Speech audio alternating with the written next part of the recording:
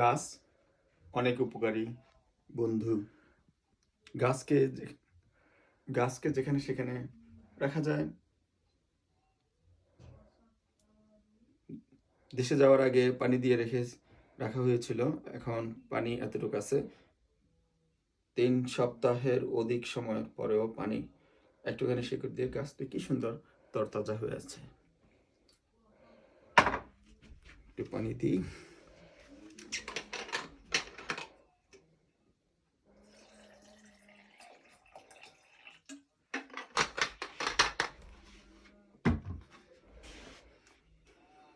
গাছ মনকে সতেজ করে।